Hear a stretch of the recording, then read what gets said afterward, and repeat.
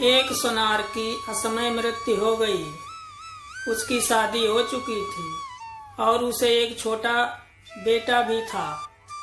उसका बेटा कुछ 7-8 साल का होगा। सुनार के गुजर जाने के बाद उसकी सेविंग्स के सहारे इन दोनों ने कुछ साल बिताए। सेविंग खत्म होने पर सुनार की पत्नी ने अपने संभाल के रखे हुए गहनों की पोटली अपने बेटे को दी और उसे अपने एक रिश्तेदार का पता बताया और कहा कि हमारे ये रिश्तेदार भी सुनार हैं, इसलिए वह हमारा भला चाहेंगे और हमें इन गहनों के बदले सही और उचित दाम देंगे। तुम उनके पास जाओ और इन्हें बेच के आओ।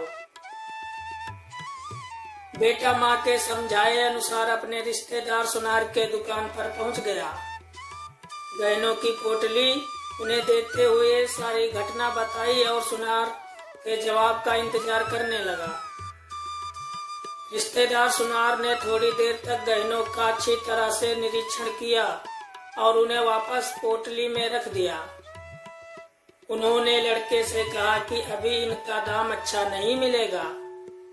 एक काम करो, इन्हें तुम वापस घर पर अपनी माँ को दिया और जब इनका सही दाम होगा तब मैं इन्हें बिकवा दूंगा। रही तुम्हारे खर्चे की बात तो तुम मेरे यहाँ पर मदद करने आ जाओ। तुम्हारे पढ़ाई का और घर का खर्चा मैं संभाल लूंगा। लड़के ने उस दिन के बाद कई सालों तक अपने रिश्तेदार सुनार के यहाँ काम किया और साथ में पढ़ाई भी की। यहाँ पर काम करते करते वह सारा काम भी सीख गया और सोने चांदी को परखना भी।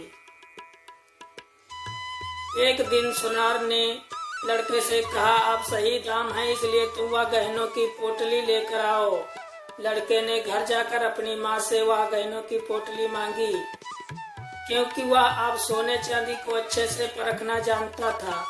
इसलिए उसने एक बार तसल्ली के लिए गहने पोटली से निकाल कर देखे। उन्हें बहुत आश्चर्य हुआ क्योंकि सारे के सारे गहने नकली थे। वह निराश होकर सुनार की दुकान पर पहुंचा। उसने जाते ही सुनार से प्रश्न किया, आपने मुझे तभी क्यों नहीं बताया कि गहने नकली हैं? सुनार ने कहा कि अगर मैं तुम्हें गहनों की सच्चाई बताता तो शायद तुम लोगों को लगता कि तुम्हारे बुरे समय की वजह से मैं तुम्हारा फायदा उठाना चाहता हूँ, इसलिए गहनों को नकली बताकर तुम्हारी मदद नहीं करना चाहता था या उन्हें हड़पन लेना नहीं चाहता था। इसलिए मैंने तुम्हारी मदद की और सही समय आने का इंतजार किया कि तुम्हें सारी सच्चाई बता सकूं। लड़के की आंखों में अपने रिश्तेदार सुनार के लिए कृतज्ञता के आंसू थे। उसने उन्हें धन्यवाद दिया और उनके पैर छुए।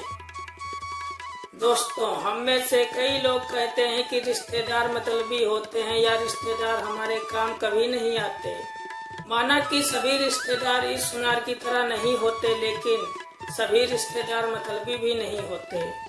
हम अपने रिश्तेदारों के लिए खुद अच्छे रिश्तेदार बनेंगे, तभी तो हमें दूसरों से भी अच्छाई मिलेगी।